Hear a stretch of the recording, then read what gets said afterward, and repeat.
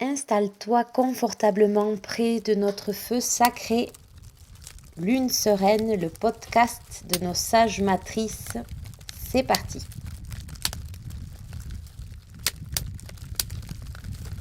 Je suis Pauline. Je te souhaite la bienvenue dans notre podcast aux allures de Tante Rouge. Changement de vie et féminin sacré au menu, sur fond d'expérience de vie dans la vallée de Calamuchita, au fin fond de l'Argentine. Aujourd'hui, je viens vers toi pour parler un petit peu de comment resignifier les lunes chez les femmes, chez nous les femmes, et puis plus précisément chez nos filles adolescentes, et comment donc les accompagner dans cette transition de vie de petite fille à vie de jeune femme. D'abord, je voulais te dire qu'une première approche du féminin sacré, c'est de faire confiance en notre pouvoir interne, celui de l'intuition et du ressenti. Celui que d'ailleurs on n'écoute que très peu souvent parce qu'on le couvre avec nos morales et nos obligations de tous les jours. Donc en général, on est moins connecté avec cette intuition. Tu vas souvent m'écouter parler de rituels, de rites ou de l'importance de ritualiser le quotidien. Qu'est-ce que ça veut dire ? Dans nos sociétés, on a des rites, par exemple le mariage, les baptêmes. On marque aussi le passage à la mort ou on organise des cérémonies. Donc on marque le coup d'une certaine manière en faisant une fête ou sur le plan matériel avec la représentation d'un sentiment ou d'une communion avec un plan plus spirituel. C'est comme ça, par exemple, que l'alliance représentera une union, par exemple, ou qu'on honorera un être cher avec des fleurs. Le rite, c'est donc la représentation sur le plan matériel et physique de notre communion ou notre volonté de communication avec un plan plus subtil. Le rite entre matière et subtil, donc. Resignifier les lunes, ce serait donc accorder une valeur spirituelle à nos saignements, c'est-à-dire en faire un rite. C'est complètement révolutionnaire d'ailleurs, justement parce que tu as remarqué que nos lunes sont particulièrement dépréciées dans nos sociétés. Si tu regardes les publicités de serviettes hygiéniques, par exemple, on ne doit surtout pas montrer de taches, on doit éviter les mauvaises odeurs, continuer à faire comme si de rien n'était. Est-ce qu'on devrait vraiment avoir honte de ceux qui, tous les mois, portent la marque de notre fertilité, de notre créativité, de notre don naturel de connexion avec la nature? Tous les mois, nous saignons, presque toutes les femmes. Notre cyclicité marque notre union entre toutes. Comme les phases de la lune, nos cycles, marqués par la danse des hormones en nous, rythment notre vie.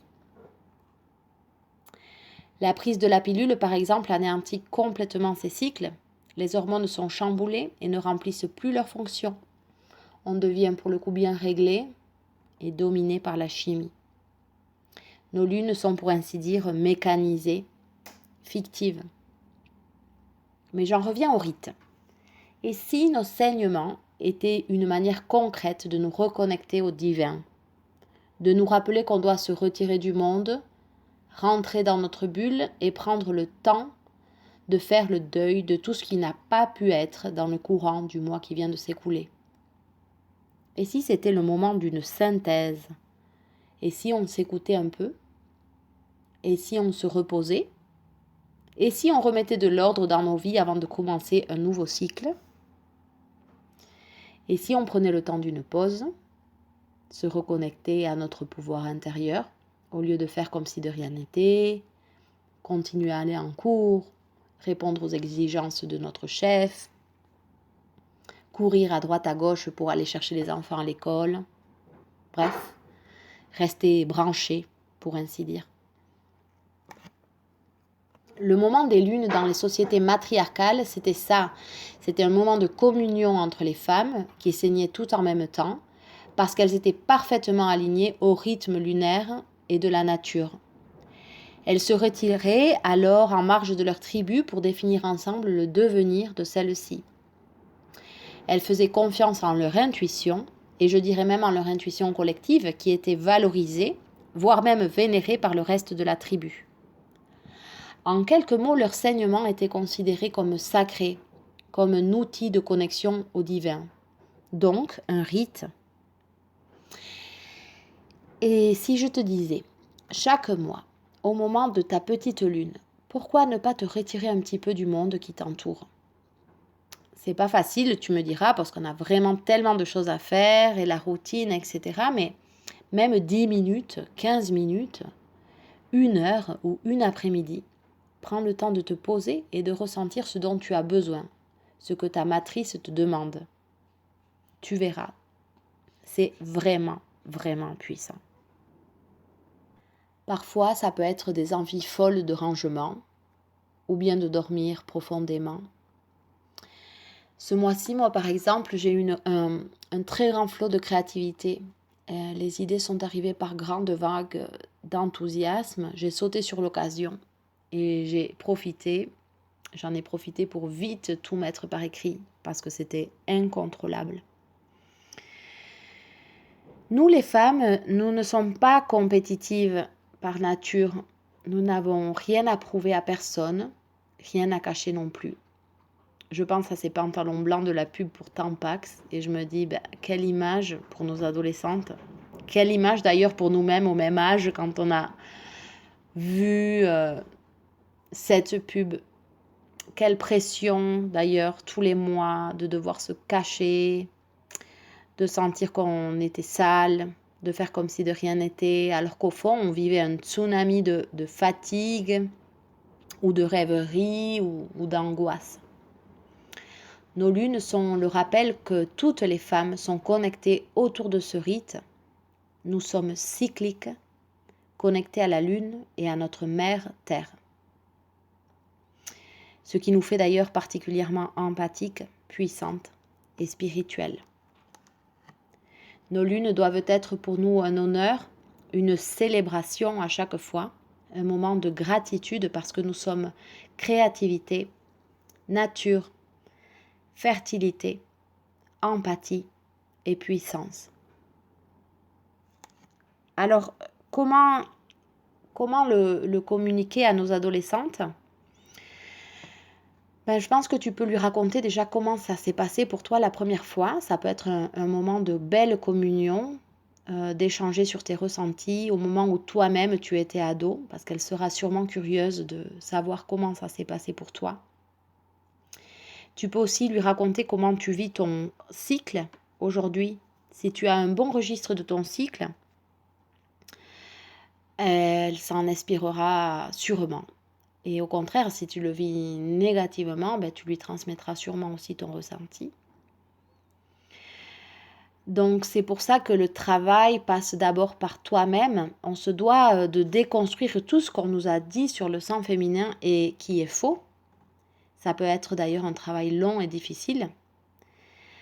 Mais soyons empathiques avant tout avec nous-mêmes parce que rappelle-toi qu'on a tout un poids social et patriarcal qui n'aide pas tellement à remonter la pente facilement. Tu peux présenter à ta fille un matériel aussi ludique pour l'aider à visualiser et comprendre sa matrice. J'ai une amie ici qui fabrique des vulves en forme de marionnettes qui sont très rigolotes. Mais il y a aussi des matrices en crochet. Je ne sais pas si tu peux trouver ça par exemple près de chez toi ou n'importe quel matériel ludique. Expliquer aussi les phases lunaires et le parallélisme avec le cycle féminin, c'est important. La croissance jusqu'à l'ovulation et puis la décroissance jusqu'au moment de nos lunes. En parler aussi, ça évite que le moment des lunes soit un tabou. On n'a rien à cacher, c'est un honneur d'être une femme et soyons-en fiers. Et on peut le transmettre de cette manière-là aussi à nos filles. Et surtout avant tout, et je pense que ce qui est important, c'est qu'elle apprenne à respecter son rythme, à valider ses ressentis. Et donc, je pense que tu peux l'encourager à se connecter à ce qu'elle ressent Et je crois que ça sera vraiment le fil rouge pour que elle sache que le guide, le vrai guide, c'est la connexion à elle-même, à son cycle, à ses ressentis, à ses émotions, à ses hormones, qu'elle en soit fière et qu'elle puisse éventuellement le communiquer aussi et que ça ne se transforme pas en tabou. Voilà pour quelques petits conseils pour accompagner ta fille adolescente.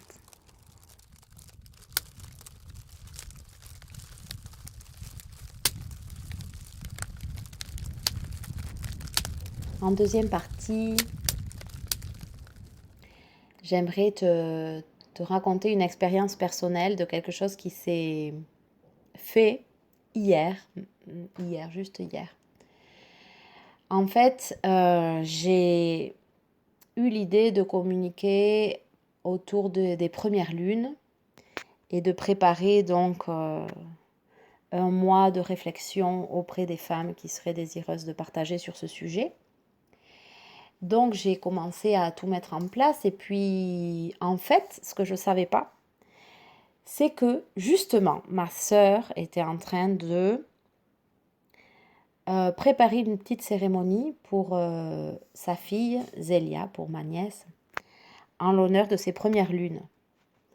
Et en fait, hier on a fait la cérémonie, le rituel, et c'était extraordinaire parce qu'en fait j'étais complètement baignée de cette ambiance de première lune. Et justement, on a célébré les premières lunes de ma nièce. Et c'est là où je voulais te dire à quel point pour moi c'est puissant ces rituels, parce que quand je dis que les cercles sont sacrés, sont puissants, que nos matrices sont vraiment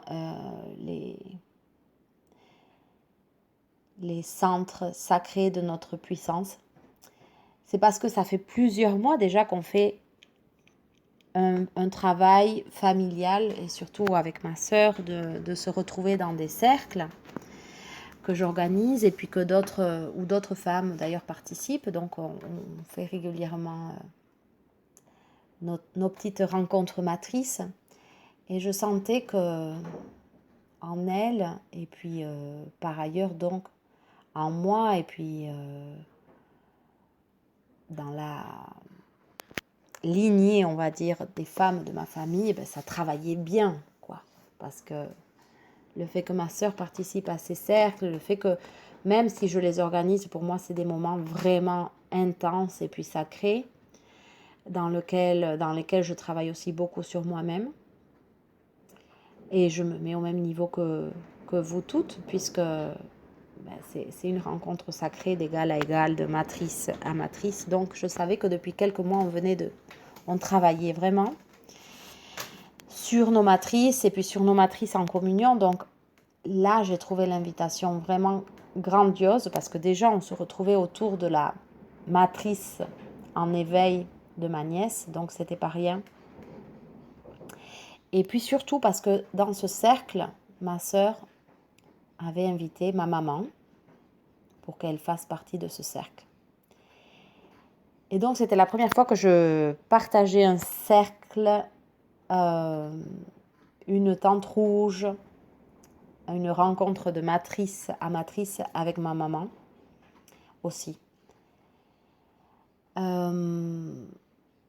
Je crois que d'ailleurs aussi notre grand-mère était présente, parce que justement, sans le savoir, ma mère a offert à Zélia une bague qu'elle avait, je pense, achetée pour l'occasion. Et puis en fait, elle l'avait présentée dans une petite boîte rouge qui appartenait à ma grand-mère. Donc je trouvais que c'était vraiment puissant, parce que d'une certaine manière, on représentait toute la lignée. Et ouais, et en fait, on était là pour célébrer les premières lunes de ma nièce, mais dans mon cheminement, je trouve que, bon, c'était particulier parce que j'étais à distance, j'étais connectée par Skype, mais franchement, c'était j'étais vraiment présente, quoi.